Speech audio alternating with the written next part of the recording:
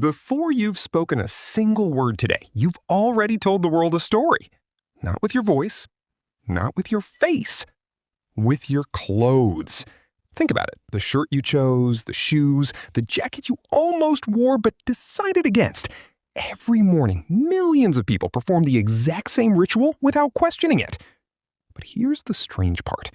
For almost your entire life, you've probably believed you wear clothes for one obvious reason: to stay warm. The evidence suggests that's only part of the story. Because long before jackets were needed against freezing winters, long before fashion existed, humans had already begun covering themselves. Which raises an uncomfortable question. If our ancestors were living under warm African skies, what exactly were they hiding? Imagine standing on an open savanna 170,000 years ago. No cities, no mirrors, no brands, no closets. Just people. At first glance, it seems impossible to know whether anyone wore clothing. Fabric disappears. Leather rots. Plant fibers vanish without a trace. Archaeologists are left with almost nothing. Yet one tiny witness survived. Not a tool, not a fossil, a parasite. Body lice can only survive inside clothing. Without fabric, they die. Geneticists compared their DNA with ordinary head lice and discovered something remarkable. At some point in human history, one population evolved to live permanently inside clothing. That split gives scientists one of the earliest biological clues that humans had begun wearing garments consistently.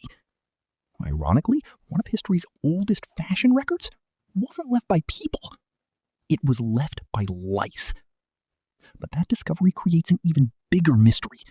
It tells us when clothing became common, not why it appeared in the first place. The obvious answers sound convincing. Cold weather, protection, modesty. Except each explanation falls apart when you look closer.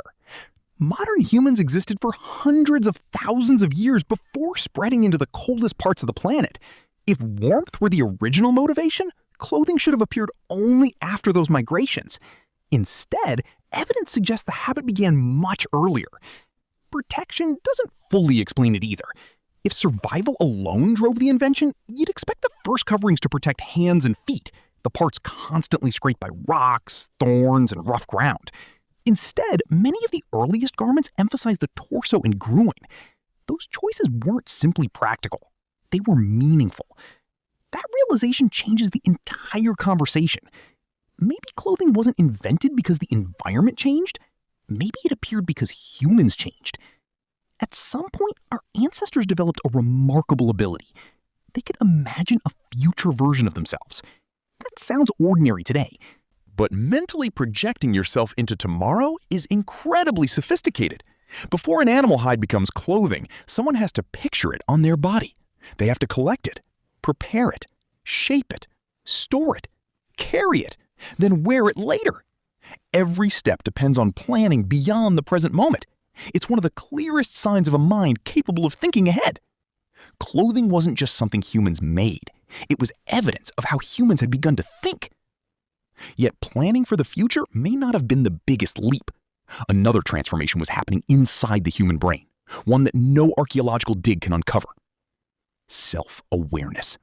Not simply recognizing your reflection, recognizing yourself through someone else's eyes. Psychologists call this the ability to represent another person's perspective. It's what allows you to wonder whether someone is judging you, whether they're impressed, whether they're disappointed, whether they're watching at all. Once that ability emerged, the human body stopped being just a body. It became a message. Think about the last time you walked into a room wearing the wrong outfit. Nobody needed to say anything. You felt it immediately. Your brain was running thousands of silent calculations. Do I fit in? Am I standing out? What are people thinking? Those feelings are ancient. Long before written language, clothing offered something words could not: instant communication. As human communities grew larger, people increasingly met strangers instead of only close relatives. That changed everything. If you don't know someone personally, You need shortcuts. Who belongs here? Who's dangerous? Who's trustworthy? Who's important? Clothing became one of humanity's earliest visual languages. A glance could communicate group identity, occupation, social status, age, achievements, or beliefs. Before conversations began, Appearances already had. That's why the story of clothing stretches far beyond stitched hides. Across the Amazon, Pacific Islands, deserts, forests, and grasslands, cultures separated by oceans developed different ways of transforming the body. Some used woven fibers. Others painted skin. Some wore feathers. Others displayed shells, beads, tattoos, or intricate hairstyles. The materials changed. The purpose remained astonishingly similar. Humans everywhere found ways to say something about themselves before speaking. The body became a canvas. This is where fashion begins, not in Paris or Milan, but around ancient fires. The earliest style wasn't about trends. It was about identity. A necklace might signal adulthood. A painted face might mark victory. Specific colors could represent family, spirituality, or social role. Every decoration reduced uncertainty inside growing communities. Every symbol helped strangers understand one another just a little faster. In a world without written records, the human body became living information. Over thousands of generations, those signals became increasingly elaborate. Simple coverings evolved into tailored garments. Natural pigments became dyes. Animal bones became jewelry. Eventually, clothing stopped reflecting only survival. It reflected personality, ambition, creativity, power, even rebellion. The same psychological machinery that once helped tiny tribes cooperate now fuels billion-dollar fashion industries.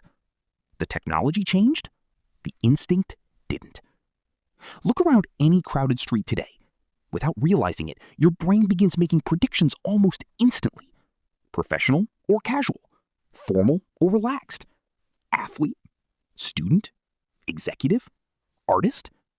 Most of those assumptions happen before anyone says a word. Whether they're accurate is another matter, but the brain keeps making them because for most of human history, appearance contained valuable information. The habit became deeply wired into our social lives. Perhaps that's why clothing feels strangely personal. A shirt isn't just fabric, it's possibility. An interview outfit imagines a successful future. A wedding dress imagines a lifelong commitment. A uniform represents belonging.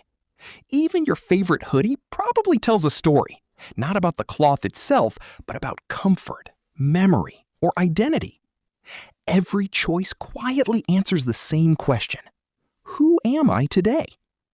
And maybe that's the real origin of clothing.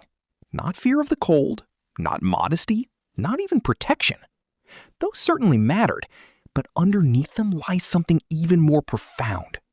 The moment humans began consciously shaping how they appeared to other people, we weren't simply covering skin. We were constructing identity. Clothing became an extension of the mind, a visible version of invisible thoughts. Tomorrow morning, you'll probably get dressed without thinking much about it. You'll reach for familiar colors, certain fabrics, shoes that fit the occasion.